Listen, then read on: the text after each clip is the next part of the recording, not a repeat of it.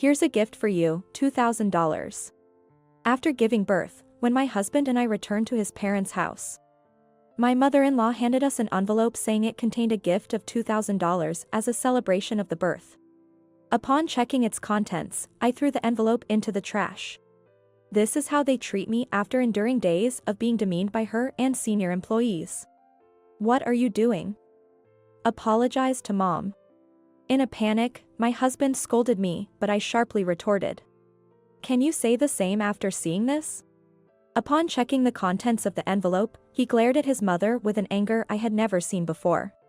And then, he made a certain decision. My name is Sarah Miller, 28 years old. I had an arranged marriage with my husband, Alex. Alex, 2 years my senior, is the eldest son of a bakery, raised strictly as the heir, but he's a very calm and kind person. From the first meeting, I was drawn to his kindness. I want to share the beauty and delicate taste of our cakes with people all over the world, that's why I'm a pastry chef. Will you join me in fulfilling this dream? Instead of an engagement ring, he presented me with a cake designed with me in mind, saying this. Moved to tears, he continued. When we're married, Sarah, you'll work as the manager of our shop. Also, we'll have to live with my parents at our family home. Is that okay with you? Living with the in-laws was a condition of our marriage. Marriage to an heir comes with its challenges. But with Alex by my side, everything will surely be okay. This is what I thought, and I accepted his proposal. Thus, we became husband and wife. As promised, after the marriage, we began our life living with his parents in the residence attached to the bakery. Sarah, since you've married into this family, you must be prepared for it. As a manager, make sure to act without any blunders. Yes. From the day I started living with them, my mother-in-law, Kate, immediately started with her strict words. The sweet married life I had dreamt of did not exist in this world. Sarah, how many times do I have to tell you? Remember our traditions properly. As a manager, you need to act more responsibly. Having someone who needs so much attention marry into the family, I feel sorry for the boss. Day after day, I was demeaned by her and a senior female employee, Jade. My father-in-law, not much of a talker, didn't say much, but in his presence, the tension would skyrocket. And I would become so nervous that I'd make mistakes. Seeing me like this, he would sigh blatantly. There was no place in this house where I felt at peace. But I'll work hard to be recognized by everyone soon, and stand beside Alex without feeling ashamed.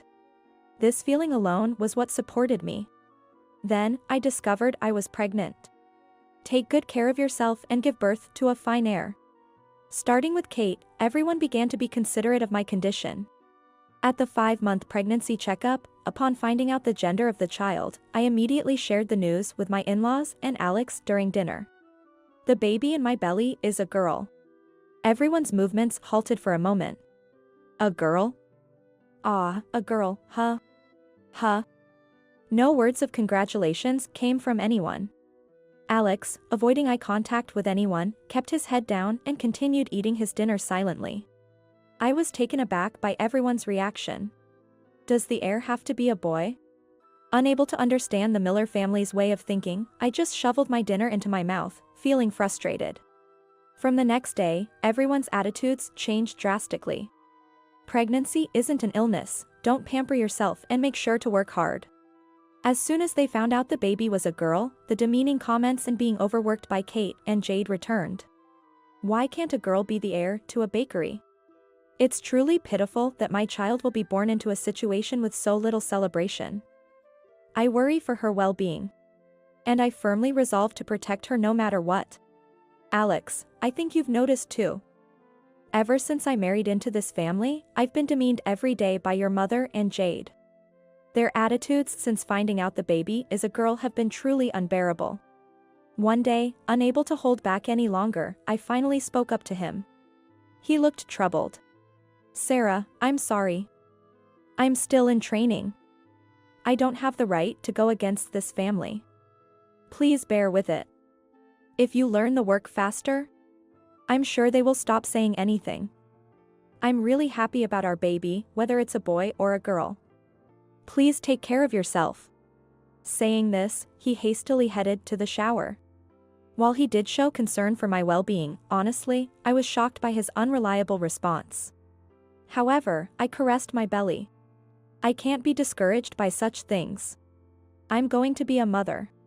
I must become strong for the sake of this child.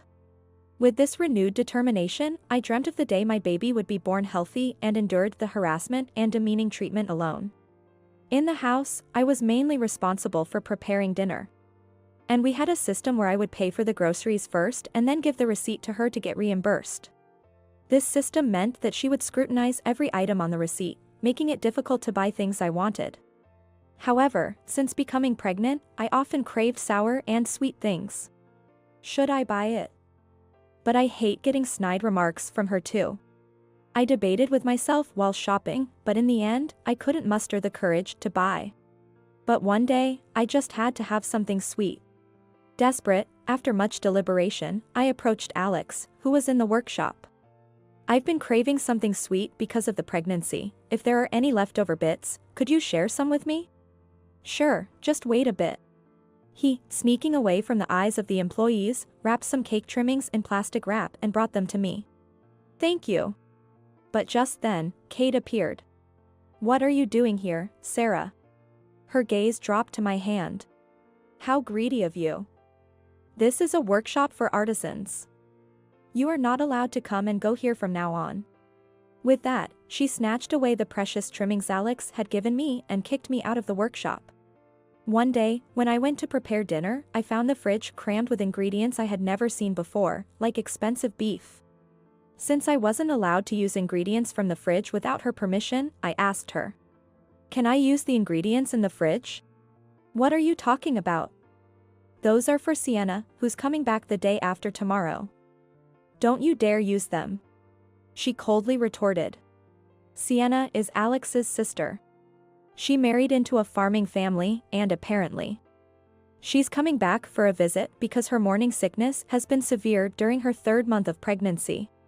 Coming back for morning sickness in the 3rd month? Meanwhile, here I am, 7 months pregnant, being told a pregnancy isn't an illness and being worked to the bone. There was a lot I wanted to think about, but the more I thought about it, the more miserable I felt. Shaking off those thoughts, I prepared dinner with other ingredients. The day Sienna came back, Kate was in a particularly good mood from the morning. Kate, who had originally opposed Sienna marrying into a farming family, was overjoyed to have her daughter back home after a long time. Today, I'll make dinner, so Sarah, you can go for a leisurely walk if you like. Unusually, she was kind. Since I rarely had the chance to take a leisurely walk in the evening due to the busy schedule, I decided to take her up on her offer. The sky is so vast. The sky, which I looked up at for the first time in a while, was dyed red and enveloped me in a gentle warmth. When I instinctively placed my hand on my belly, I felt the baby's movements. Mommy is working hard for you. Come out healthy and strong. I whispered this to my baby. What a nice smell. As I returned home, I was greeted by the scent of steaks being grilled. As I was about to enter the living room, I heard voices from inside.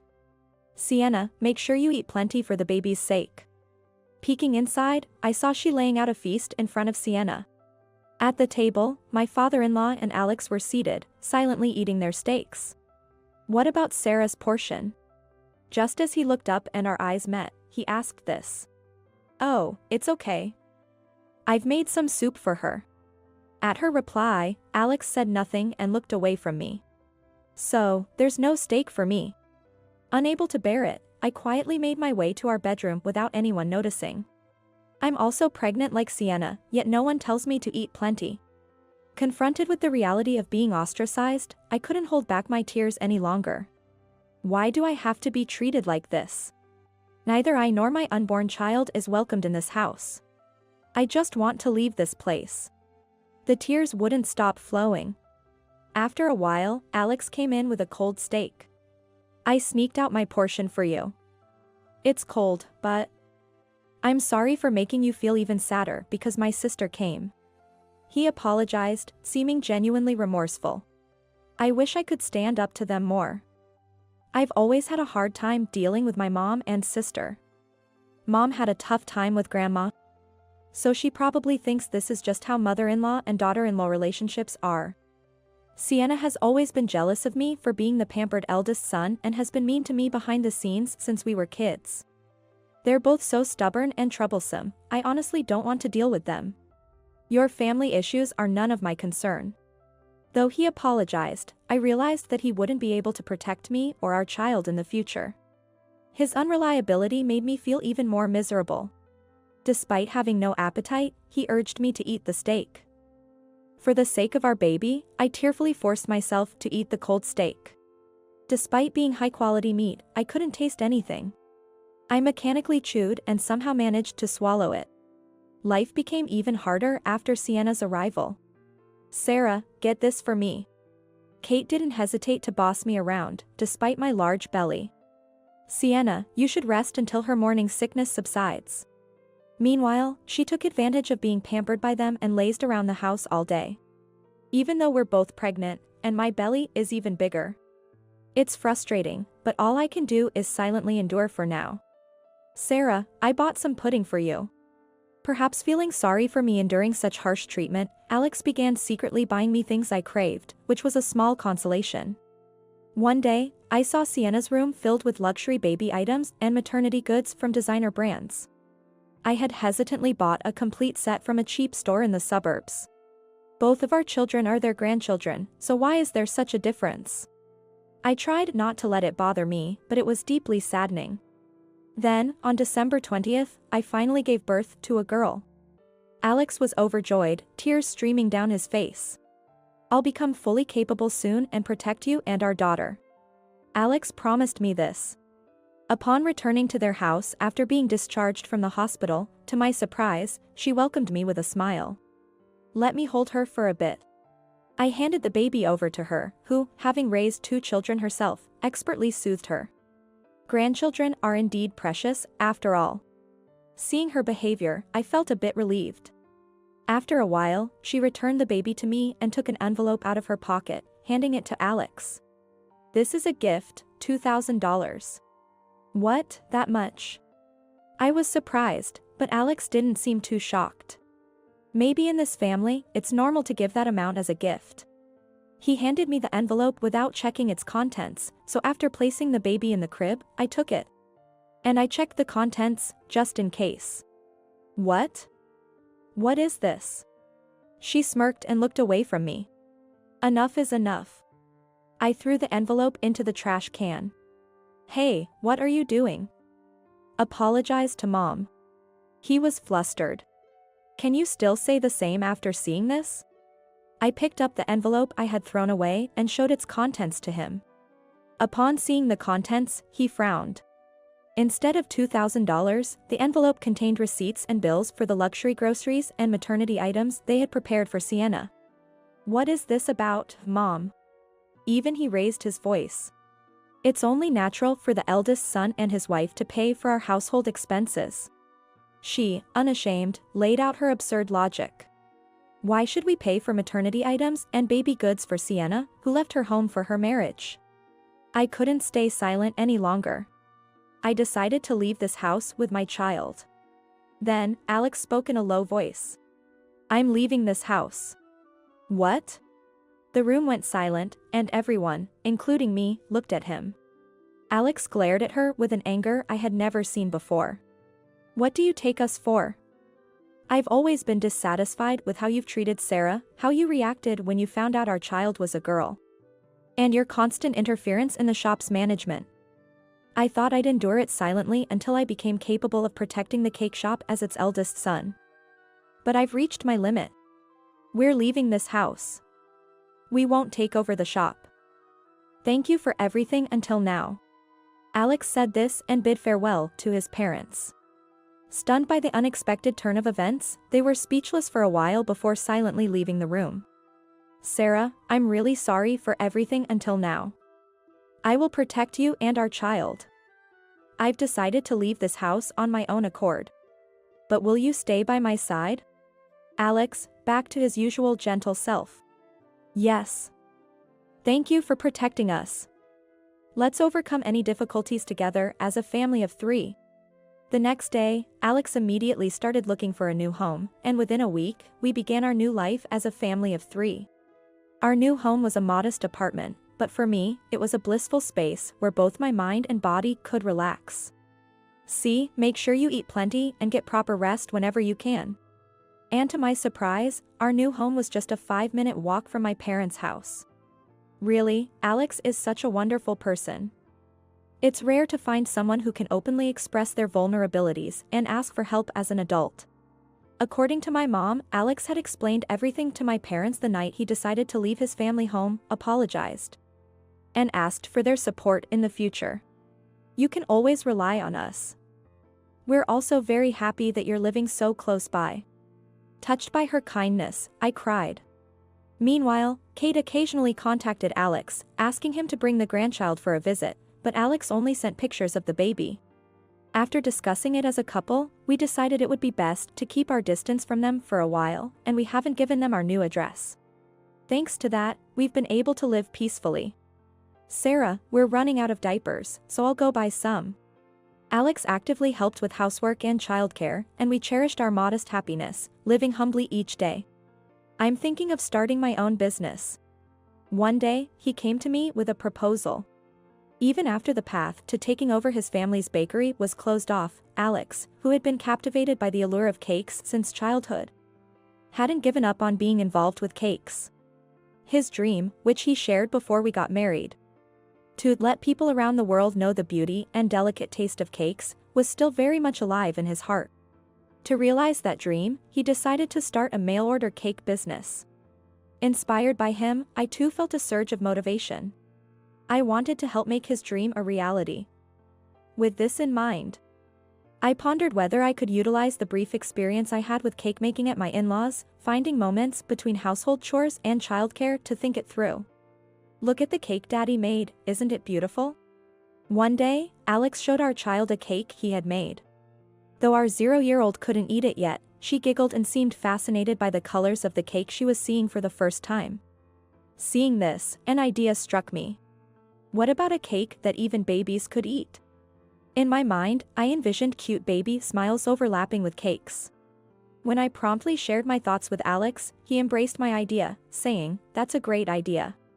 Focusing on development, we worked on cakes that didn't use sugar, instead relying on the natural sweetness of ingredients like sweet potatoes, and avoided artificial colors to preserve the gentle hues of the ingredients themselves.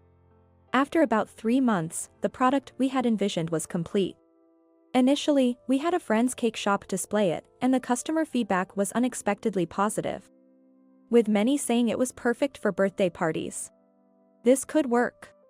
Encouraged, we started selling online, and it quickly became a hit. The media picked up on it, and our company grew steadily. While we were fully occupied with childcare and the business until it took off, by the time our daughter turned 2, the company had stabilized and was generating a steady income. With more breathing room, I began to think about my in-laws, whom we hadn't been in touch with for nearly 2 years. Apparently, after we left, Sienna developed pregnancy-induced hypertension and was hospitalized. Eating too much high-calorie food and high-quality meat provided by them, combined with a lack of exercise, probably wasn't good for her. She was put on strict bed rest and dietary restrictions, leading to a difficult pregnancy. Well, everyone must have been relieved when a healthy boy was born. However, the misfortunes continued, and the family cake shop closed down after Alex left, as it couldn't sustain itself. What happened to your parents after closing the shop? When I asked Alex, it seemed they were living modestly on their pensions. Though we don't have many good memories, they did raise Alex, after all. 2 years had passed since we left the in-laws, and as our anger subsided, we decided to gift each of our in-laws $2,000 for their birthdays.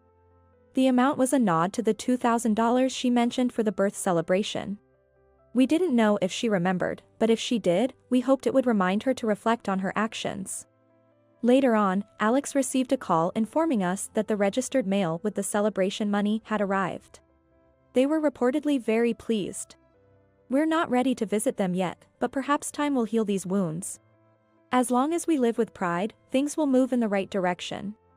With support from my parents, I can focus on cakes alongside Alex, even during this challenging phase of childcare. Mommy, is this my cake? Yes, Rose.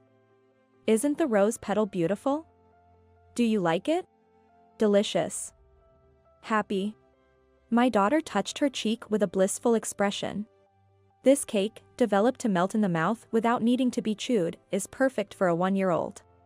We created a cute cake modeled after rose petals. Just like our child, I hope this cake becomes something that brings smiles to everyone's faces. Mommy, here, ah. She fed me a piece of the cake. The gentle sweetness melted in my mouth. I love that face, Mommy. With a mouthful of cake, I wished for these moments of happiness to reach people all over the world.